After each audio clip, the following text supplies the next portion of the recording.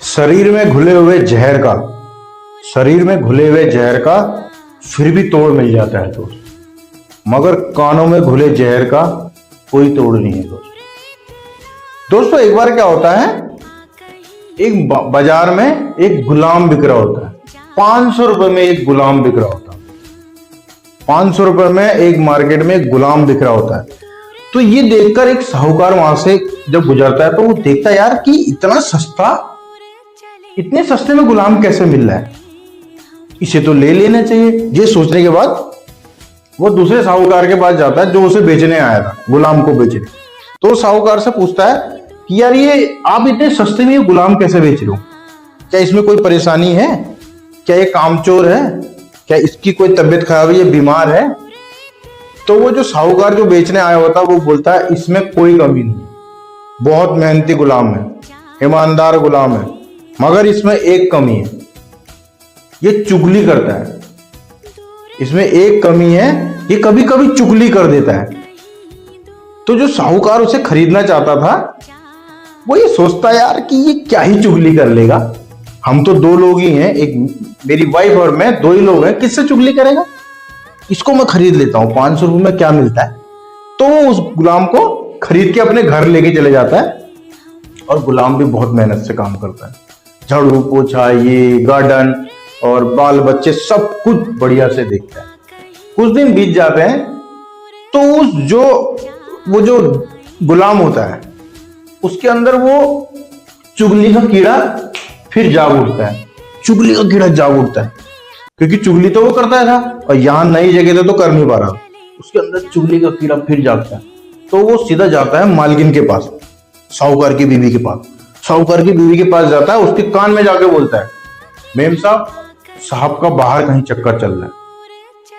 ये सुनने के बाद वो जो साहूकार की बीवी होती है वो स्तब्ध रह जाती है और रोने लगती है, मायूस हो जाती है। तो वो दास उसके कान में फिर कहता है मेम साहब मेरे पास इसका तोड़ है, जैसा मैं कहूंगा आप वैसा करेंगी तो मैं ये सारी चीजें सही कर दूंगा। तो वो मान जाती है और बोलती हाँ मुझे क्या करना पड़ेगा। तो वो दास बोलता है, वो गुलाम बोलता है कि मैं एक बाबा को जानता हूं, वो सब चीजें सही कर देगा, मगर आपको करना क्या है, आपको साहब जब रात में सोएंगे तो आपको उनकी दाढ़ी में से कुछ बाल लाकर मुझे देने पड़ेंगे, मैं उस बाबा के पास जाऊंगा, वो सब सही कर देगा। तो वो साहूकार की बीवी उसकी बात मान जाती है और वो रेडी हो जाती है कि हाँ मैं रात में बाल काट के ले आऊंगी, मूंछ का, दाढ़ी का, मूंछ का जो भी है, बाल काट के ले आऊंगी। तो ठीक है, वो मान जाती है। तो फिर वो दास जाता है साहूकार के पास, साहूकार के कान में जाके बोलता है साहब मेम साहब का कहीं बाहर चक्कर चल रहा है। ये सुनते ही साहूकार गुस्से से आग बबूला हो जाता है, सीना पकड़ लेता है, गला पकड़ लेता है उसका, बोलता है तू मेरी वाइफ पे, तू मेरी घरवाली पे, तू मेरी अर्धांगिनी पे लांछन लगा रहा है, अगर तेरी बात गलत निकली तो मैं तुझे मार डालूंगा। कहता वो क्यों नहीं, आप मुझे मार डालना, मगर आज रात मालकिन आपका खून करने वाली है, अगर मेरे पे विश्वास नहीं है तो आज रात आप सोने का नखरे करना और चेक करके देख लेना। तो साहूकार यही करता है दोस्तों, साहूकार रात में सोने के नखरे करता है।